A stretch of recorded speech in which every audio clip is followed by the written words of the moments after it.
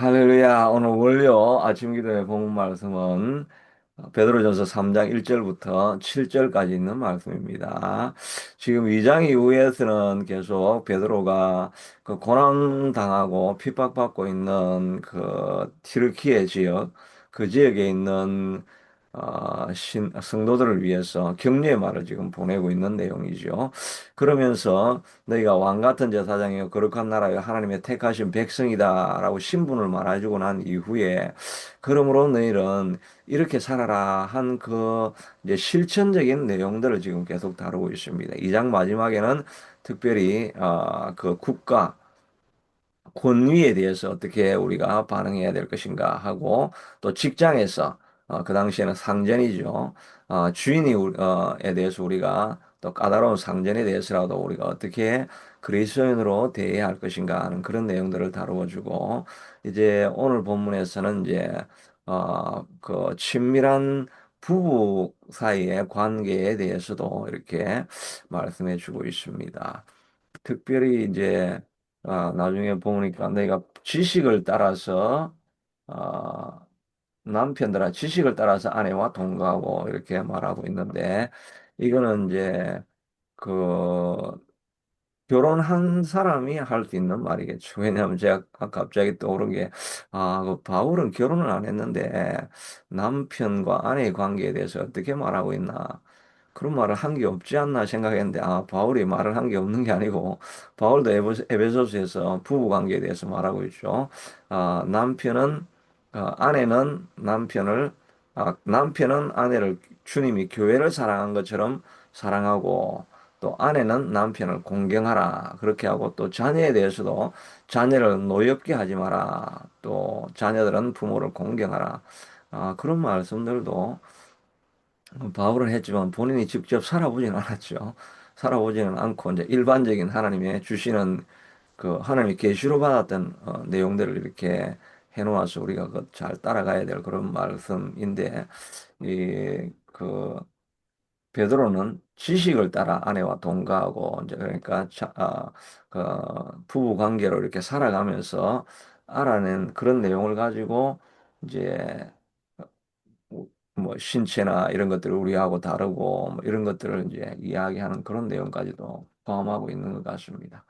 특별히 1절에 보니까 아내들아 이와 같이 자기 남편에게 순종하라 뭐 이렇게 이야기하고 있는데 이런 속 말씀을 순종하지 않는 자라도 말로만 믿지 않고 그의 아내의 행실로 말미암아 구원을 받게 하리 하미니 내 두려워하며 정결한 행실을 봄이라라고 이렇게 말씀하고 있는데 이게는 특별히 말씀을 순종하지 않는 자라고 하니까 불신 남편을 말하는 거죠.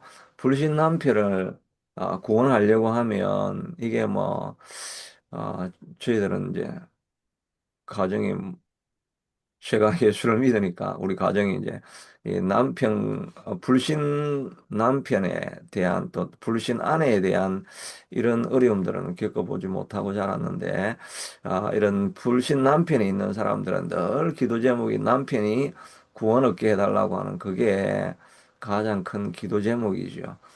그런데 그런 남편을 바라볼 때 말을 너무 하지 말라는 거죠. 옳은 말을 너무 많이 하지 마라. 옳은 말을 하지 말고 살리는 말을 하라. 그러니까 남편이 신앙이 좀 부족하고 이런 걸 보면은 그냥 계속 좀 남편이 신앙이 좋아졌으면 좋을 것 같으니까 계속 우리가 잔소리를 하죠. 꼭 뭐 그 신앙의 문제가 아니라도 같이 교회를 다니는 사람들이라도 남편이 좀 게으르고 이렇게 하면 자꾸 이제 말을 하죠. 그러니까 그러다 보니까 잔소리가 되죠.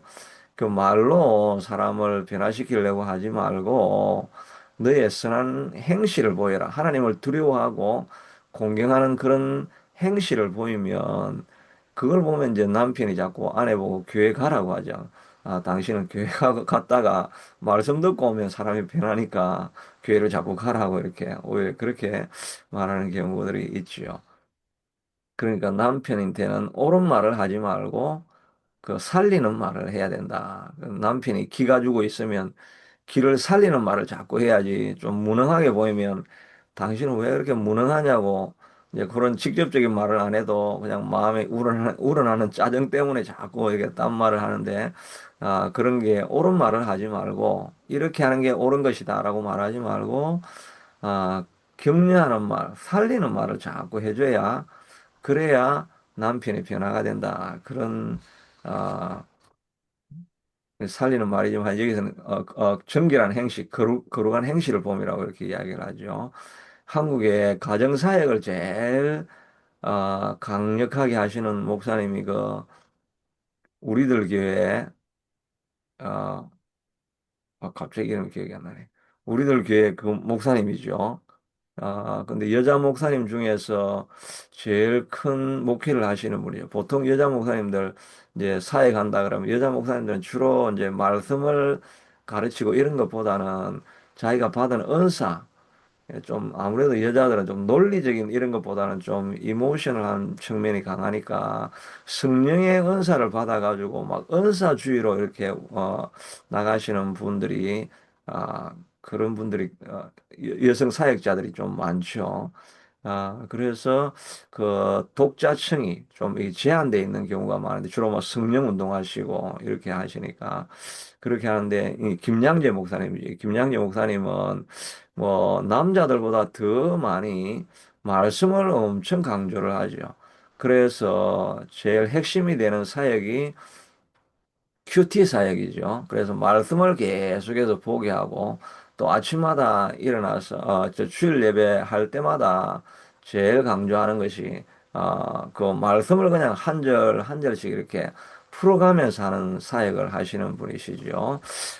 그런데 이 사역을 하시면서 가정 사역을 하시면서 이분이 가장 많이 아, 그 남편 구원하는 문제, 이런 문제들을 가장 많이 다루고 그런 교훈들을 가장 많이 이렇게 알려주고 있습니다. 그래서 자기가 가정사역 할 때 가정에서 당했던 그 어려움들과 힘든 일들이 제일 많아가지고 그래서 자기도 뭐 자살을 하려고도 하고 이런 어려움들을 겪었으니까 그걸 이제 어, 그 말로 풀어내니까 그래서 책도 많이 그런 부분에서 많이 찍었죠. 오늘도 내가 자료를 조금 이렇게 찾아보니까 부부 관계 속에서 제일 중요한 거는 옳은 말보다 살리는 말을 하라. 그리고 내 죄가 보이면 살고 남의 죄가 보이면 죽는다. 그리고 문제가 남편의 문제가 자꾸 보이면 그 가정은 이제 죽는 겁니다. 남편을 보면서 내 죄가 보이면 그 가정은 삽니다. 자녀를 보면서 자녀의 죄가 보이면 죽고 자녀를 보면서 내 죄가 보이면 산다. 그런 말을 이제 많이 하죠. 그래서 남편이 외도하면 일반적으로 그 비난을 하거나 뭐 이혼을 결심하거나 이렇게 하는데 내가 얼마나 가정에서 따뜻하게 못했으면 남편이 밖으로 돌까 이런 생각을 하면서 그런 문제에 대해서도 내가 하나님 앞에서 정결하지 못한 삶이 무엇인가 하는 것을 자기를 자꾸 이렇게 살펴보는 것입니다. 그러니까 외도하는 남편이 오히려 불쌍하고 그런 마음을 가지라고 하는 겁니다. 불가능한 일이지만 하여튼 기도를 계속 하게 되면 남편이 오히려 불쌍하게 보인다. 그렇게 되면 그 가정에 살게 된다는 거예요. 또 경제적으로 무능해가지고 돈을 못 벌어오고 집에만 뭐 이렇게 사회적인 활동을 잘 못하고 이러면은 그걸 보고 자꾸 이제 무시를 하면서 이제 옳은 말을 자꾸 하죠. 이렇게 살면 안 되고 이렇게 해야 잘 살고 뭐 이렇게 그렇게 무시하는 말을 하는 것이 아니라 오히려 내가 돈이 내한테 우상이었구나. 돈으로 남편을 잣대를 재고 이러는 내가 문제가 있구나. 돈의 우상을 버려야 된다. 그걸 가지고 하나님 앞에 회개를 하라는 거예요. 남편의 무能때문에 자기가 회개를 하라는 거예요.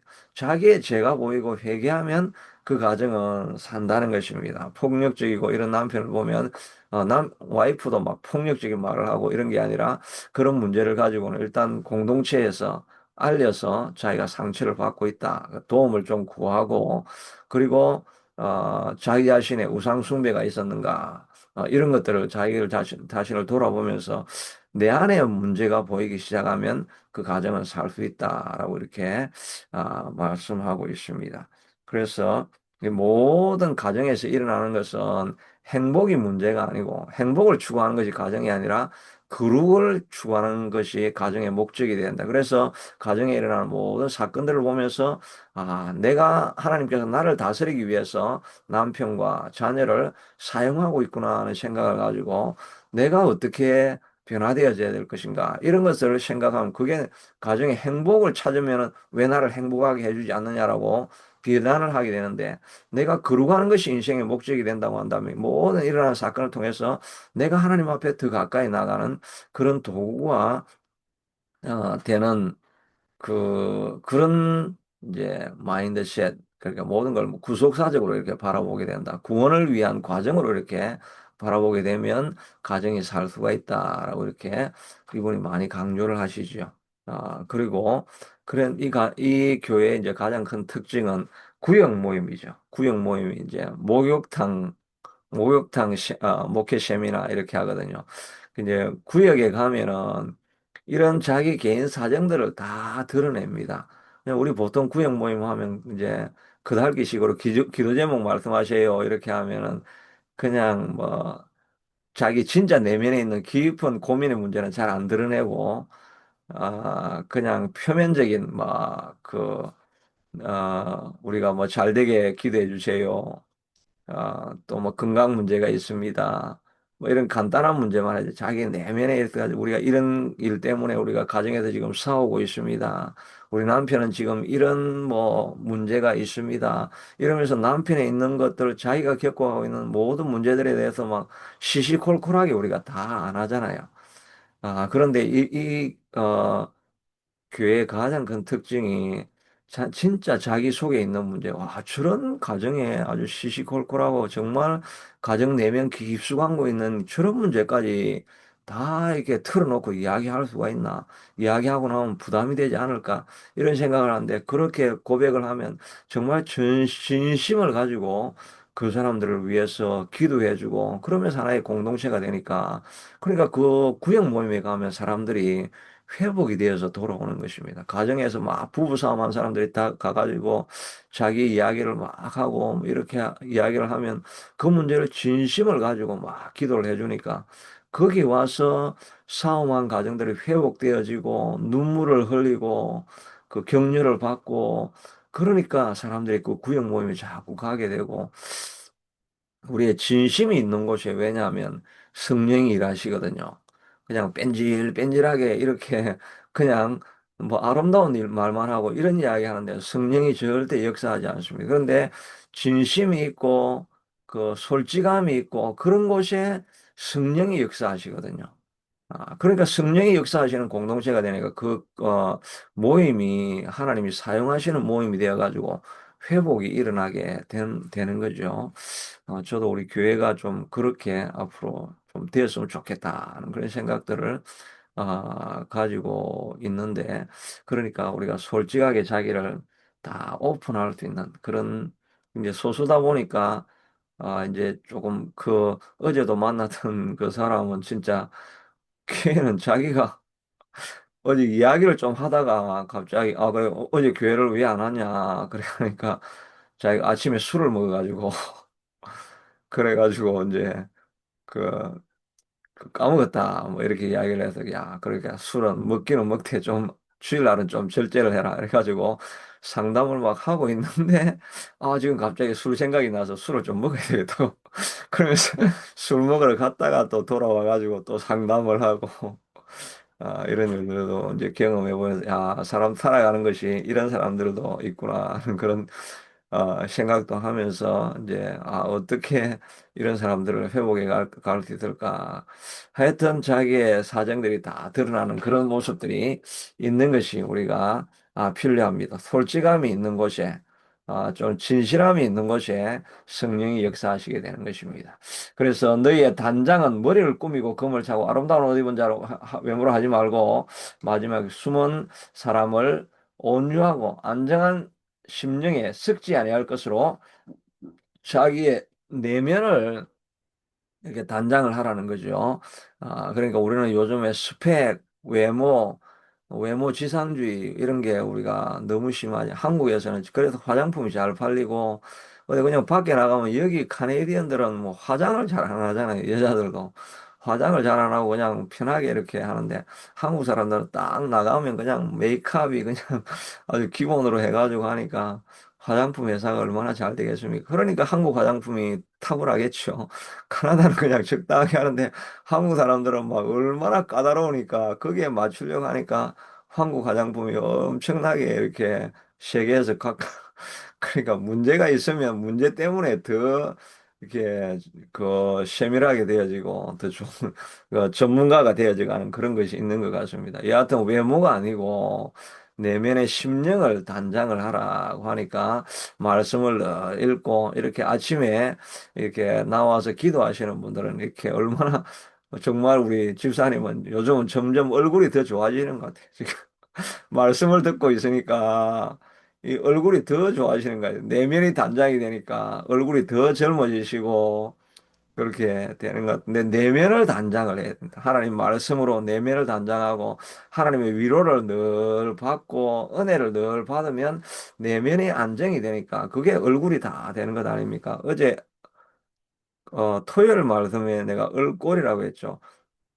말씀을 전하다 보니까 말씀 전하는 중에 그냥 그 말이 생각이 났습니다. 이제 얼굴이라는 게 을의 꼴이죠. 얼꼴이 원래 얼굴이 된 건데 을이라는 게 마음이니까 마음의 꼴이 그 모양이 얼굴이 돼서 나타나는 것 아니겠습니까? 그러니까 마음이 늘 평안하고 뭐 주름 그거 필라고 보톡스하고 막 리프트 수술하고 그거 할 필요가 없는 겁니다.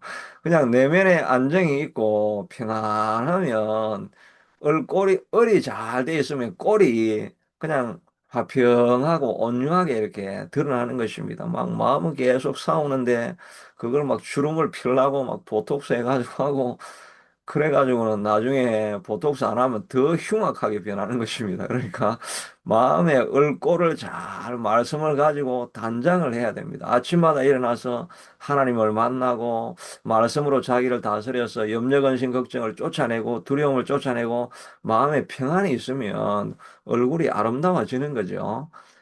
그래서 외모를 꾸미지 말고 속에 숨은 사람, 속 사람이 온전하고 안정한 심령에 석지 아니할 것, 마음의 안정을 얻어야 됩니다.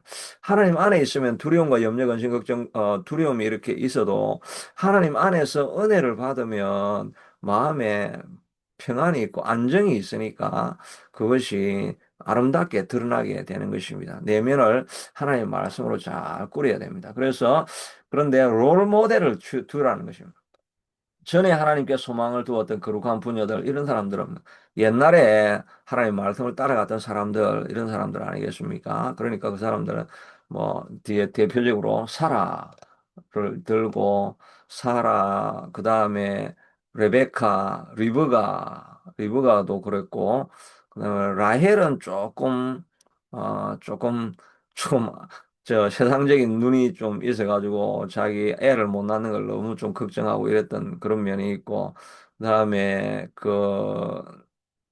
에스더 같은 믿음의 딸도 있고, 또 사라가 아니고 한나와 같이 가정에 있는 어려운 문제를 가지고도 하나님 앞에 나아가서 기도했던 이 전에 있었던 그 믿음의 선조들을 잘 따라서 그렇게 롤 모델을 삼고 그렇게 살아라고 하는데 특별히 사라는 아브라함을 주라고 칭했습니다. 로드라고 마이 로드라고 이렇게 이야기를 남편이라고 하지 않고 아브라함 이렇게 안 하지 않고 마이 로드라고 이렇게 남편을 높였다라고 이렇게 이야기하는데 요까지는 아주 남편을 세워주는 말입니다.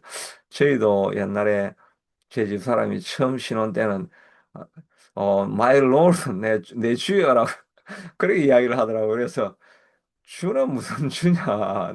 그러면 내가 상년이고 너는 종이냐? 이 종과 상년의 관계가 이게 무슨 재밌는 관계냐? 그냥 동등하게 남편과 아내라고 해야지 주라고 하지 마라. 그렇게 했는데 좀 그때가 좋은 때였습니다. 진짜.